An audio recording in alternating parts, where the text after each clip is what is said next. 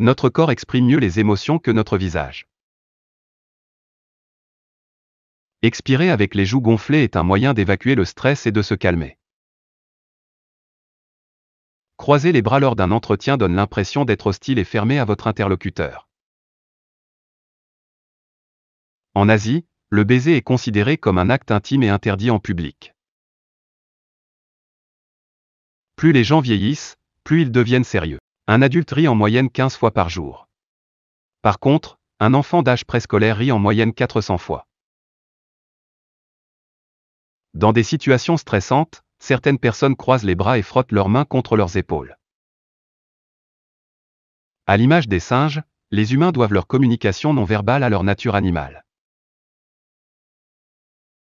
Les recherches montrent que les menteurs ont tendance à faire moins de gestes, à moins toucher et à moins bouger leurs bras et leurs jambes que les personnes honnêtes. Les enfants nés aveugles se couvrent les yeux lorsqu'ils apprennent de mauvaises nouvelles. Lorsque nous voyons quelque chose que nous aimons, nos pupilles se dilatent. Le toucher ou le massage du cou est un analgésique et une tétine puissant et universel. Les femmes aiment sourire aux hommes qui les attirent.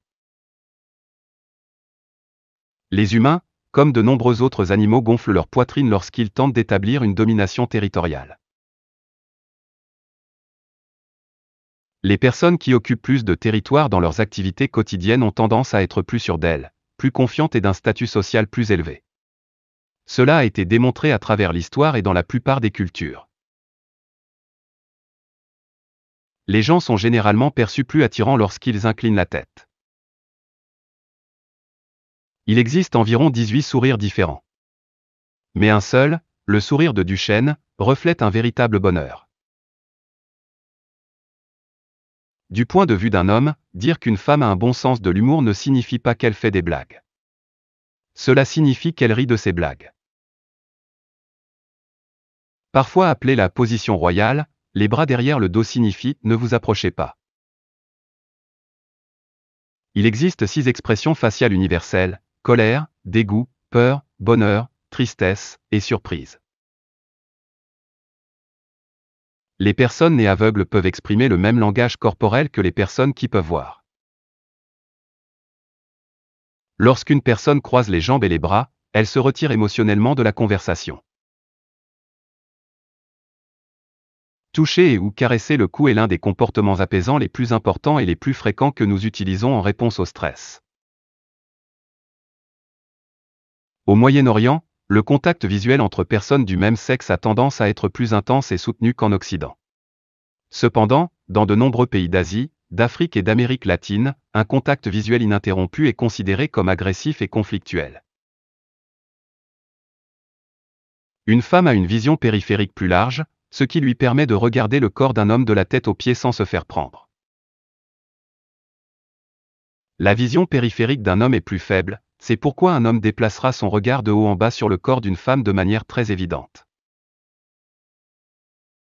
Les hommes ne jettent pas plus que les femmes des regards subtils, ils se font simplement prendre plus facilement.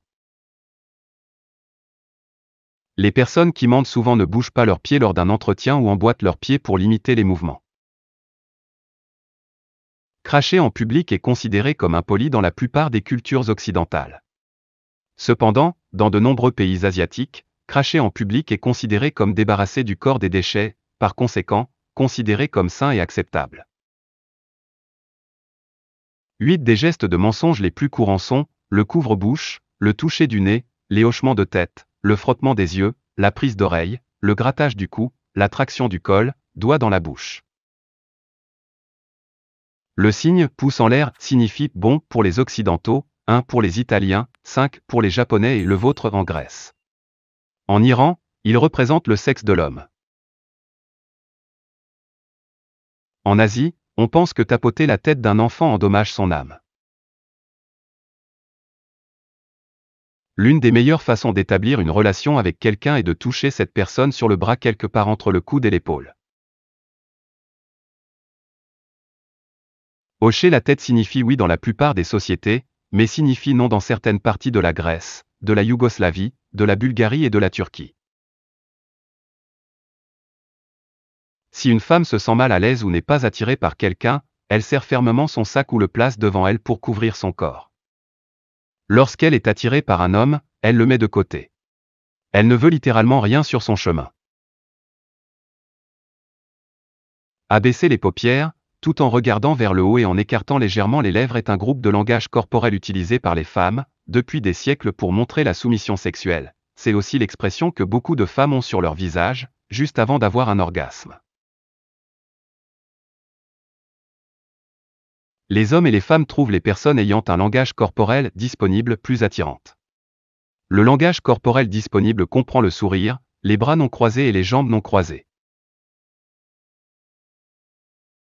Contrairement à la croyance populaire, la plupart des menteurs maintiennent un fort contact visuel avec leurs victimes. L'un des gestes les plus offensants que nous possédons est de pointer du doigt. Il a des connotations négatives dans le monde entier. Dans la lecture du langage corporel, 14 à 16 zones du cerveau d'une femme sont actives. Les hommes ne montrent que 4 à 6 zones actives. Lorsque les gens sont assis côte à côte, la direction des croisements de jambes devient significative. S'ils sont en bons termes, la jambe supérieure croisée pointera vers l'autre personne. Si une personne est mal à l'aise, elle changera la position des jambes pour que la cuisse devienne une barrière. Lorsqu'un pied commence soudainement à être agité très rapidement, c'est généralement un bon indicateur d'inconfort. Cela se voit chez les personnes interrogées dès qu'on leur pose une question qu'elles n'aiment pas.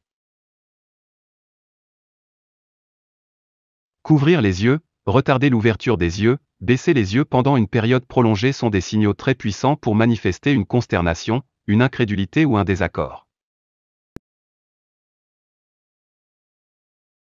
Les actions évasives subconscientes pour éviter une confrontation incluent fermer les yeux, se frotter les yeux, placer des objets, par exemple, un sac à main, sur les genoux, tourner les pieds vers la sortie et se pencher loin d'une personne. Un croisement soudain des bras au cours d'une conversation indique souvent un malaise. Les hommes préfèrent généralement toucher leur visage lorsqu'ils ressentent de l'inconfort. Quant aux femmes, elles préfèrent toucher leur cou, leurs vêtements, leurs bijoux, leurs bras ou leurs cheveux.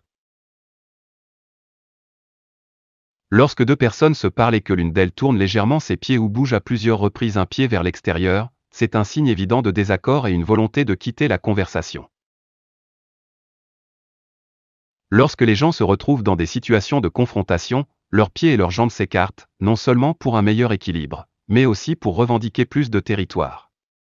Ils ne croisent généralement pas les jambes lorsqu'ils sont debout, car cela les déséquilibre légèrement. Les personnes sous pression, comme les menteurs, sont susceptibles d'augmenter considérablement leur taux de clignotement de leurs yeux.